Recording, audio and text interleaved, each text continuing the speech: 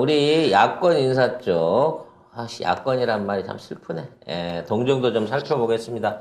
자, 이재명 대표가, 경청 투어. 참 할 일도 많으신데.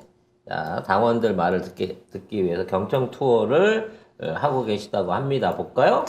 네, 이재명 대표가 어제 충남 천안시 동담구 천안중앙시장을 찾아가면서 국민 속으로 경청 투어를 다시 시작했습니다.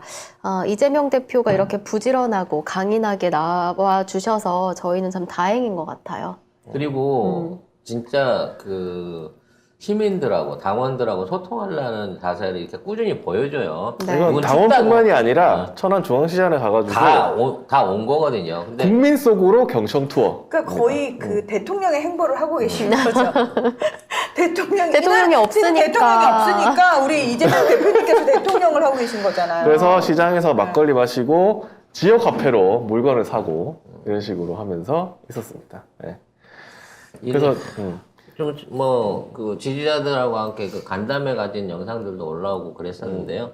어제 보니까 이제 많은 분들이 지금 이재명파, 비이재명계 싸움이 있다고 하는데 어떠냐, 수박들 몰아놔야 되지 않냐, 이런 얘기를 하셨는데 답변이 걸작이더라고. 네. 싸우는 거 아니다.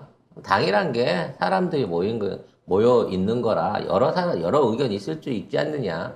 한 가지 의견이 다르다 그래서 그 사람을 완전히 배척하고 맺히는 것보다는 조정을 해가면서 같은 목표를 가지고 해나가는 방향으로 가고 있기 때문에 일부의 소음은 있을 수 있지만 민주당은 잘 돌아가고 있다라고 얘기를 하시더라고요. 그러니까 이 양반이 결국 이 갈등을 포용하고 지금 단일 대우를 만들어가고 있구나. 그래서 이탈자가 한 명 정도밖에 없구나. 한 명 누구? 누구? 김종민? 용궁 아저씨. 용궁? 예. 조홍천? 용궁 아저씨 빼고는 나머지는 지금 어찌됐거나 대우를 이탈하지 않으면서 정상적으로 가고 있구나라는 말씀하시는 거고요. 그건 무슨 얘기냐면 내가 몰라서 가만히 있는 게 아니야. 나 다 알고 있지만 내가 이렇게까지 얘기했는데 니들 알아서 해라라는, 사실은 이게 더 무서운 말이에요. 그러니까 수박들을 현재 완벽하게 컨트롤하고 있다는 말씀을 하시는 거고, 그리고 이제 수박이라는 용어 쓰지 마시래요. 네, 다 그 나름대로 자기 역할을 할 수 있게끔. 네, 예. 그러니까 일을 시키는데 어떡할 거야? 아니, 그런 사람들이 일을 안 하고 싶어도 나 수박이니까 건들지 마 그래도 일을 하게끔 억지로 일을 맡겨가지고 뒤에서 공등이 긁어가면서 이 사람들을 독려하고 있다는 거예요, 지금 이재명 대표는. 하긴 지난번에 이상민 회의만 할 때도 182명 이렇게 찬성했잖아요. 진짜 용궁 아저씨만 무효표. 아니 근데 그 무효표도 그 얘기가 있더라고. 잘못 기입해가지고. 진짜? 용궁 아저씨가 잘못했을까? 아 진짜로. 아니 궁금해서요. 어떻게 잘못했을까가 잘못 궁금해서요. 기입한 얘기가 있더라고요. 네. 기입을 잘못. 아무튼 무효표가 됐는데 그런 거 보면 사실은 예를 들면 윤석열 쪽에서 국민의힘 쪽에서는 당대표 비대위원장 이런 거 뽑을 때 40표가 반대표가 나오고 이런 거 했었잖아요. 저쪽 이용호 표가 나오고 이랬잖아요. 그거는 거의 반 정도가 갈라졌다는 소리잖아요. 그러니까 표로도. 대단한 리더십이에요. 근데 여기에 160명이 넘는 의원들을 한 번에 다 모았다는 거잖아, 지금 결국. 169명의 의원 중에 60명 가까이가 수박이거나 아니면 수박한테 포섭된 사람인 걸로 우리가 그동안 쭉 봐왔었는데 낙엽계도 있고. 걔네들이 다 가라앉았어요. 그리고 공식적으로 이제 더 이상 개기질 않아요.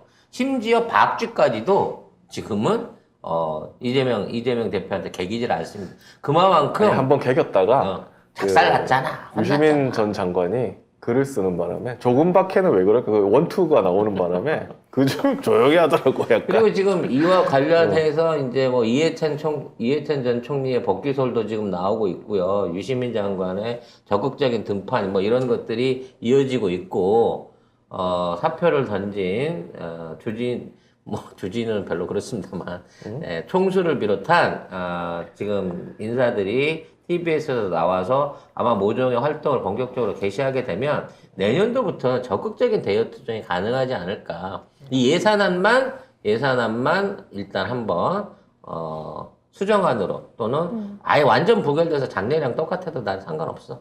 어차피 이래도 나는 적자, 저래도 나는 적자, 뭐 어떻게 되겠어요? 그래서 이 그런 차이 정부에서 있겠어요? 뭐 하면 더 이상해져. 하면 더 이상해져. 하면 더 이상해져. 그러니까 아예 그냥 예산안 통과 안 시키고 파행해갖고 작년 예산안 뭐 이런 식으로 해서라도 적극적인 대여 투쟁을 이제 본격화할 시기가 된 것 같습니다. 이재명 대표가 그 말하더라고요. 손자방법 얘기인데 적이 원하지 않는 방법으로 적이 원하지 않을 때 싸우겠다라고 하는 얘기를 하셨고 그때가 지금이 아닌가 싶어요. 김경수 지사가 가석방 불원서를 냈다고 합니다. 네, 김경수 지사의 배우자 김정순 여사가 어제 페이스북을 통해서 김경수 지사의 자필로 쓴 가석방 불원서를 공개했는데요. 이 가석방 불원서를 통해서 김경수 지사는 처음부터 무죄를 주장해온 나로서는 받아들일 수 없는 요건임을 창원교도소 측에 이미 여러 차례 밝혔다며 그럼에도 이런 제 뜻과 무관하게 가석방 심사 신청이 진행됨으로써 불필요한 오해를 낳고 있어 다시 한번 분명히 밝힌다. 나는 가석방을 원하지 않는다고 했습니다. 대단해. 이게 가석방이 징역 또는 금고 집행 중에 있는 자가 개전의 정의 현저한 때 형기 만료 전에 조건부로 석방하는 제도거든요. 그러니까 개정의 정, 그러니까 그건 인정해야 된다는 얘기잖아. 뉘우치고 내가 다시 잘 해보겠습니다라고 이런 게 현저할 때에 형기 만료 전에 조건부로 석방한다. 그러니까 그럼 죄를 인정하는 꼴이 되기 때문에 나 같아도 이건 안 하는 거예요. 사실상 정치범입니다. 그렇죠. 김경수 지사는 정치적인 이유로 희생당한 거고 저는 이거 사법농단이라고 봅니다. 사법의 불법적인 재판 자체가 이상해. 사법 거래 내지는 사법 조작에 의해 갖고 지금 죄를 뒤집어 쓴 거잖아요.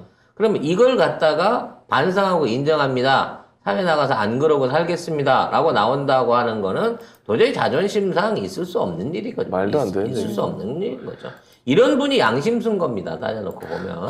근데 교도소 안에 힘들 거 아니에요. 사실. 이거 뭐 4개월이라 쳐도 하루하루가 진짜 싫을 텐데. 그로 아이고, 참. 인해서 더 당당하게 정치활동 재개할 수 있는, 물론 뭐 와갖고 바로 정치활동을 할 수 없습니다. 몇 년 동안은 이제 그 피선거권 박탈 이런 것들이 있습니다만, 아니 복권이 되면 네. 가능한데.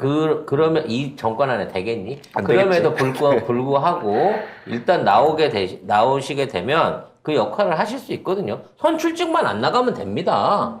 네. 그래서 이분을 만날 따뜻한 4월이 빨리 기대가 되네요. 네. 네.